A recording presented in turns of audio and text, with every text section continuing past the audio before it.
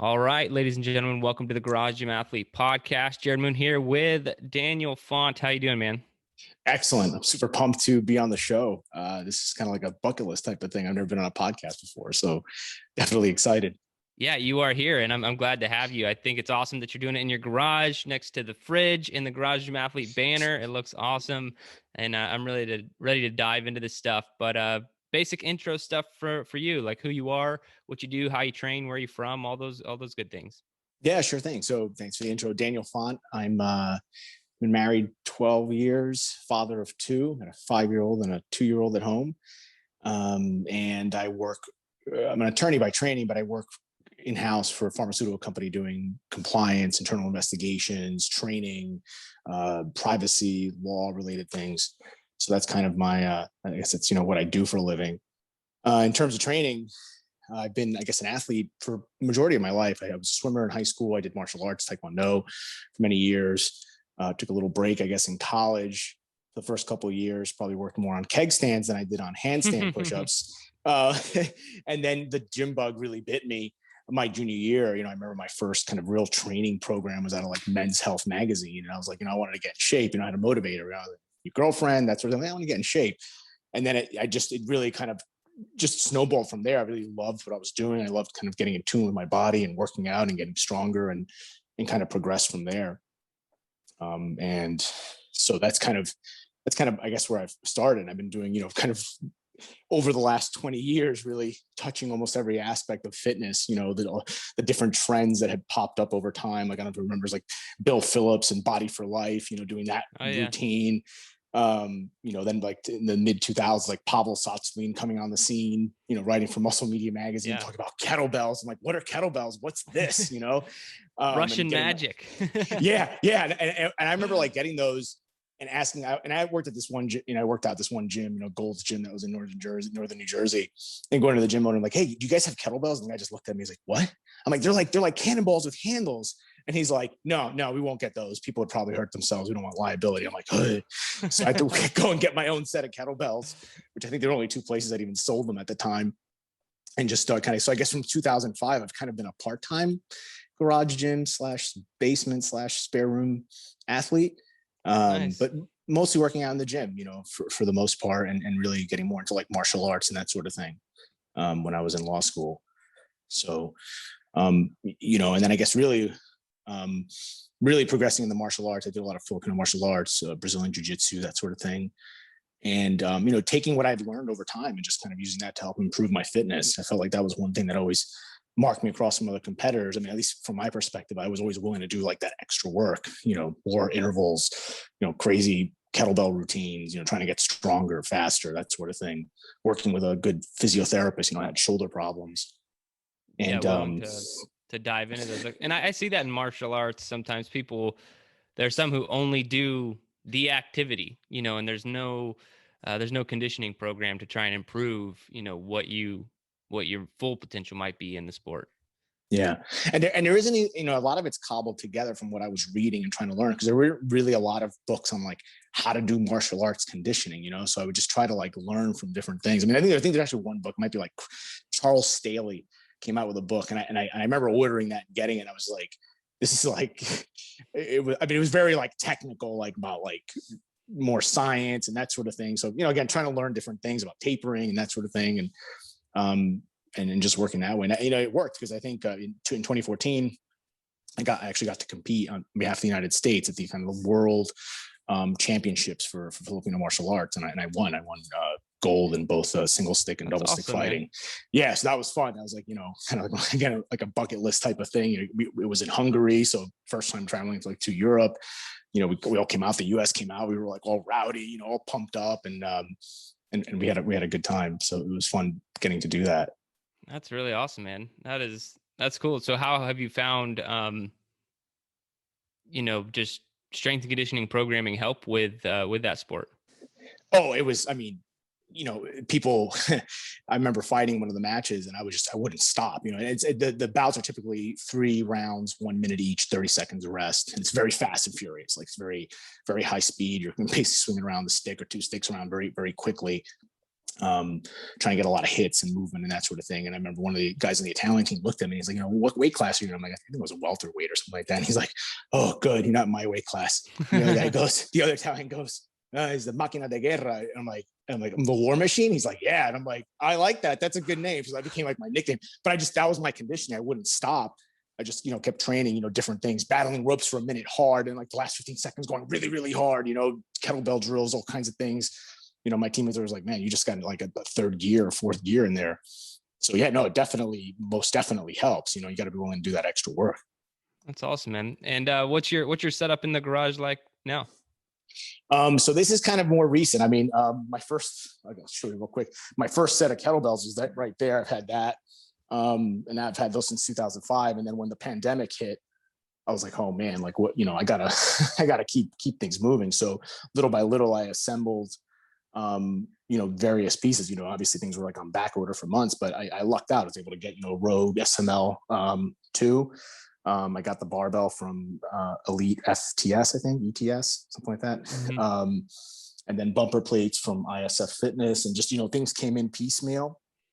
And little by little, at that point, though, in the pandemic, I wasn't quite yet hooked up with you guys. I'd only heard of you kind of on the side from a different men's group that I was part of. I did the Precision Nutrition men's coaching program back in 2017, and I won the grand prize for best transformation and like participation in the program. But I didn't have any of this stuff. And so when the pandemic hit, I was like, I got to start kind of building it up. So I just went back to like P90X and just doing those videos and just, making it hard and working out hard. And then just adding things little by little. And then I got the rower here, and I got the Boss Rutan nice. kickboxing stand. This thing's held up. I mean, it takes a beating. I've had that for a couple of years. Definitely takes a hard beating, and I've definitely been able to wail on it, and it's stood the test of time so far. Knock on wood. Awesome, man. Well, you got a good setup going, especially for. I mean, it's been near impossible for people to get equipment over the last year, so you've pieced together a good setup there. Yeah, and it was something I kind of wanted to do, and it's kind of one of the things like you need a catalyst, right? You need something like a pandemic where like every gym shuts down and you never know when they're going to reopen. And even if they do reopen, there's so much random information out there, well, am I going to like catch this thing if I touch a barbell and somebody else sneezed on it? You're just like, I'm never going back to the gym. Like, it's not going to happen. So, even though it was something that was in the back of my head, like I wanted to keep doing, my wife was like, no, why are you going to do that? Let's just stay part of the gym. And it worked out. Before the pandemic, it worked out. Like I would get up, I'd drive to work, I'd go use the gym down there before work, and that sort of thing. But now being at home and working on the gym, it's more kind of in tune with me anyway. I've always been more like a solo type of trainer, even the sports that I did, swimming, martial arts, the more kind of individual pursuits. So it always worked out better for me that way. But awesome. Yeah, it's been fun. Get up, hit the gym, and then you just done for the day, get the rest of the day going. That's really cool. And so I'd love to talk about kind of two things. One, what are some of your current goals? And then two, accomplishments, because it sounds like you said you had some sort of awesome transformation. So I'd love to hear about anything that you're looking to achieve and anything that maybe you've achieved in the past that you're pretty proud of. Yeah. I mean, I guess current goals, I'm kind of, I let the garage gym programming kind of set that for me. I'm trying to hit those competitor stats, in a lot of different areas, and some are easier than others. And it's kind of like, I guess, it kind of goes, even when you see people in the group, some people are really good at endurance. I'm not. So, those are definitely things that I need to improve on, kind of like the 2,000 meter row and more of the running stuff, the strength stuff, like I've been able to build a pretty decent base and I'm able to hit some of those numbers, but that for me now is like the short-term goal. Maybe now summer coming up, got to tighten up the diet a little bit, right? Yeah. get ready for the pool and that sort of thing. That's when our shred track gets the most participants, is right? Yeah. Right around springtime going into summer. Yeah.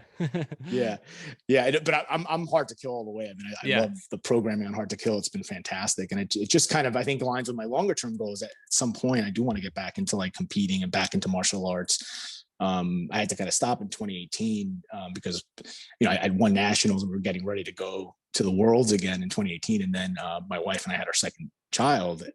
And I was like, oh, well, we'll just go to Hawaii. No big deal. Yeah, 2 months on a plane. No big deal. My wife was like, are you out of your mind? That's not going to happen. So but at some point I want to get back into that, or maybe even, something I never got to compete in was Brazilian Jiu-Jitsu. I have my blue belt. It's been a long time since I've trained, so I'm probably like super rusty and as good as like a white belt at this point. But it's definitely like another area of competition that I never really got to get involved in. In terms of like fitness accomplishments, I think for me, obviously getting to represent the United States in the worlds, that was really awesome. And I joke, I think I made a joke on the Facebook group that's like, people ask me like, oh, stick fighting, what is it? I'm like, it's a sport that you'd see on like the ESPN Ocho. It's not really well known as a sport, but got to do that, and then completing the precision nutrition program and winning the grand prize for the best transformation. That was in 2017, 2018 cohort.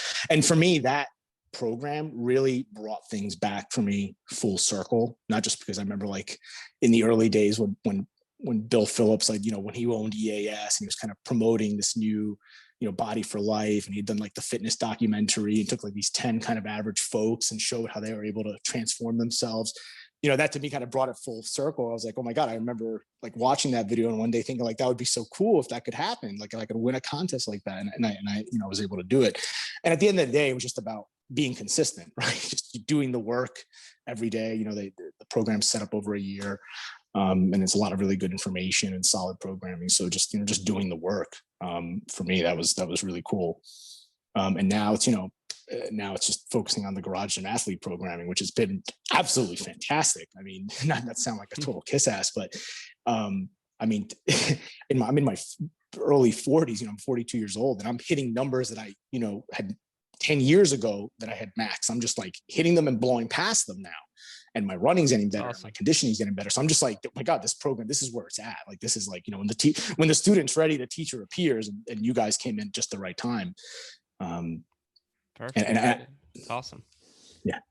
That's really great. Yeah. I appreciate that. It sounds like you have a lot of experience. You've also trained a lot of places. How do you like training in your garage? I like it. For me, it's not, like I was saying before, for me, training has always been kind of a solo pursuit. I'm the guy that's like I think it was like a Buff Dudes video, like showing like the different types of people who work out in gyms. I think I was the guy who would be in the corner doing just crazy stuff, like jumps with the barbell, running backwards on the treadmill. yeah, just doing crazy stuff. And I've, I never went to the gym to socialize, and I'm not knocking people who do that, or even people who like join CrossFit gyms because they like that social aspect. That was never me. I was more just like, I put on my headphones, I get through my workout. So for me, transitioning to like working out at home wasn't, and I'd already done kind of a lot of that even before the pandemic. So working out at home or working solo I've always been comfortable with that. So working out in the garage gym was just fantastic, like adding different pieces and getting to like squats and deadlifts and all, the stuff that you would normally, like you would need a full set of equipment to do, to be able to do it at home and wake up early and just get it out of the way, or do it during my lunch hour. It's fantastic. And do you feel like there are any big challenges you found in being a garage gym athlete versus before? Just more like the equipment piece, but you get creative, right? You get creative. You say, oh, I don't have a reverse hyper. Oh, I'll put my box on my plyo box on the sides, and I'll raise it a little bit, and I'll, just hang off the edge. Or I think somebody showed on the group, like taking a bench and putting it on top of the spotter arms. I was like, I can do that. Let me try that out. So just, getting creative with different ways of doing things. But I think that's another thing I've kind of learned over time is that, if you don't have necessarily the equipment to do a certain exercise, you can always modify it in a way to keep the spirit of the exercise while using the equipment you have. So for me, it hasn't, other than obviously, and I signed up, it was kind of serendipity. Like I signed up for Garage Gym Athlete just as my plates had come in September of what year is this now? Like 2020, when I signed up for Garage Gym Athlete. My plates had just come in, and I was like, oh, I'm ready. Okay, I'm ready for this program now. Let's get going. That's awesome. All right, man. Well, you ready for some of the fun questions? Yeah, for sure. What's the hardest workout you've ever done? Oh my God. So it's got to be more recent time. I think it was the first cycle we were doing. It was Quarter Mile for Humanity. Nice, yeah. And I did that indoors. So I was in for the 60 rounds. And, it's funny, you talk about in the book, in your Killing Comfort book, and just in the podcast about, that meet yourself moment where you're like, And all the other works have been tough, but that was like that moment. I think I was 20 rounds in of just going back and forth in an L shape in my garage with, with two kettlebells, doing the lunges, doing the presses. And that was that moment where I'm just like, I had to like kind of catch my breath and go, I don't think I'm going to be able to make it. I think I just bit off more than I could chew. And I said, no. Let me just take a moment. Let me just collect myself. I'm going to finish this workout. I don't care how long it takes. And sure enough, I just kept pushing through so it was like doing it in my garage. I would imagine that doing it on the track, and I think you guys talked about this when you were briefing the workout on the podcast, obviously a few months ago, that doing it on the track's a little bit kind of, there's light at the end of the tunnel, but like doing it in my garage at like 7 a.m, just doing an L shape back and forth. Like it had like that single motion mind F quality to it as well. It's like, oh my God, like when's this thing going to end? So that was definitely the toughest workout I've done in a while. Close second is Broken Arrow, just because of like the length of it. And then coming back from the run, you're like, oh, I'm doing great. Like I'm almost done with this thing. And you look at the board and you're like, oh, I still got to do 1,000 dubs. Yeah. That's gonna take a while. Yeah. And that's again, another moment where you're like, I could probably just do 2,000 single unders. No. Got to do the workout. Going to do it. I don't care how long it takes. Like, let's push through this. There are always those sneaky parts, like in What the Ruck. There's just like there's those calisthenics at the beginning, and then all of a sudden you're just like, wait, burpees. There's 100 burpees. It's gonna slow down my flow a little bit, So those are always fun to hit that point and meet yourself and talk your way through it. Yeah, no, and I love those workouts. They've been so great because it really does. I feel like I've developed so much just in the few months that I've been part of this programming, just in terms of even like the mental toughness aspect, like taking myself to that next level. Like, I'm not going to quit. I'm not going to give up, and then when you guys program like crazy stuff, like, 5 minutes of burpees and then inchworms. I love that. The inchworms pop up. That's fantastic. But it's like you keep pushing. You're like, no, I'm going to keep going. It's 10 minutes. Just keep going. So I know eventually one day when we get back to like training for martial arts, I know I'm going to be like just next level, just beating up on dudes. Yeah, dude. You're gonna crush everybody. Well, going back to mental toughness, in your opinion, what's the best activity for building mental toughness? It's funny. I as I listen to a lot of other podcasts, people have had such great responses to this, and I was trying to come up with some philosophical answer, and I don't have one. I think for me, something that's helped me in my training is, again, visualizing my opponent, and in those last 15 to 20 seconds, who wants it more? And so when I'm training and I have those moments, like, no, I want it more. So I guess for me, it's visualizing, practicing that mental toughness, practicing finding that third, fourth, fifth gear when you want to quit. That to me, I've practiced that a lot. So I think tactically, that's the best thing I could say is that, visualize yourself. And you talk about, again, in the book, about how the power of visualization, you mentioned that kickboxer study of how these guys were just visualizing themselves, increasing their strength, and it was like happening. So definitely, I think to me, it's that idea of practicing visualization, practicing mental toughness. I guess kind of a Jocko-esque idea of, be disciplined, be mentally tough, like envision yourself doing those things. Yeah, I love Jocko's take on it sometimes. Like, oh, you want to be more mentally tough, then be more mentally tough. Like that's the solution to the problem. And I think that's awesome. Yeah. All right, man. If you could only have one piece of equipment to train with for the rest of your life, what would it be? It's going to be kettlebells. And that just goes back to kind of the amount of time and effort that I've put into training with them. I think it was 2005 when I first got in my set. I went to a few seminars. I got to meet the Mad Russian, Pavel, and I guess some of the kettlebell OGs of the time and train with them. So that to me has always been something that I've come back to, even when I was doing like the precision nutrition program, like, my wife had just had the baby. I had to stay home. And I was like, oh, well, I got to modify all these exercises and I'm going to use kettlebells to do them. So that to me would be what I would just continue to stick with. If I only had to have one kettlebell, it would probably be like a 70 pound or a 32 kilogram. Because I think that's like that perfect balance of, it's heavy enough that you're going to do strength work, presses and that sort of thing. It's like, it's still going to be challenging. But also that it's not, you can do still a lot of swings and snatches and a lot of conditioning with it. Yeah. That's the challenging weight that, or right around a certain strength level. It's just, it can kick your butt with basically anything.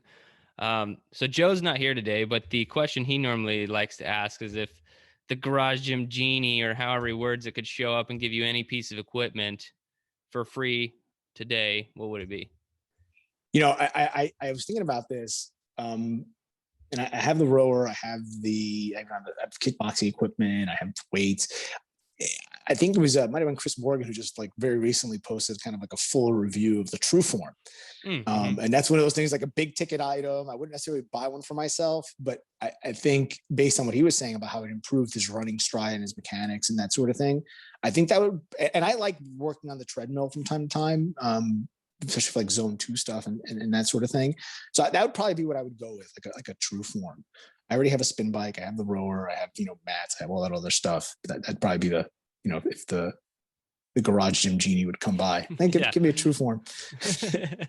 Yeah, just start dropping them off. Awesome. It's a great piece of equipment. I think would be an awesome addition to your gym. Now, last question of the show for a lot of garage gym athletes listening to this right now. What would your best advice for them be? I think it's kind of going to be in that line of consistency, right? And a lot of people have referenced that, but I think hand in hand with that, I think is, and something that's for me personally been very important, is to balance consistency, like the dichotomy, right? As Jocko would call it, the dichotomy of being consistent and being focused to being flexible and not avoiding all or nothing thinking, I think is huge, because I think you can fall into a pretty, and I've been guilty of it in the past, of like, I have to do the workout exactly it's prescribed and this and this and that, and I have to do it on a Monday, and if I miss the Monday, I got to make it up, and I'll do 3 a days to catch up, like trying to get past all that stuff. But at the same time, giving yourself to the program, like it's like that weird balance. So I think that's the best piece of advice I could give. Like, be flexible, find your way to make sure you're hitting your workouts or making adjustments, and trying to be cognizant of them, not beating yourself up, because you missed a workout or because you have to make adjustments or whatever, but also committing, right? And giving yourself to the program. I remember being, again, in a different program, in the PN group, they give you little habits to work on. And, one of the habits is like, don't avoid, especially when it comes to diet, avoid 0-calorie drinks. And people were like, I can't have coffee without cream. I can't have coffee without this. How am I going to do that? And she's like, it's 2 weeks. Like, just, it's like the Bourne movies. Give yourself to the program. Like, just do it, suck it up. Right. So it's that balance, got to be committed, but at the same time, like, flexible. Yeah. I think it's being realistic, right? Like, life is going to happen, and you just have to like roll the punches. And if you just beat yourself up mentally for lack of perfection, you're going to be in a worse spot than when you started. Awesome. Yeah. Daniel, I appreciate your time here and for being Garage Gym Athlete, man. And just, you're doing awesome. And I love to catch up and hear the full story. So I appreciate it. Again, thanks for being here today and for being an athlete with us. Oh, and thank you for putting this together. I mean, this has been, the group is great. The programming is fantastic. I mean, anybody who's, obviously I'm preaching to the choir, so a lot of people listening to this are already kind of part of the group, but if anybody's out there who's not, it's like you say, fix that problem right away. Not to steal your thunder, but get over here. Like, this is fantastic. And look, I've been doing this for 20 years. I've seen a lot of programs. Like, this is where it's at. It's fantastic. Awesome, man. Thanks.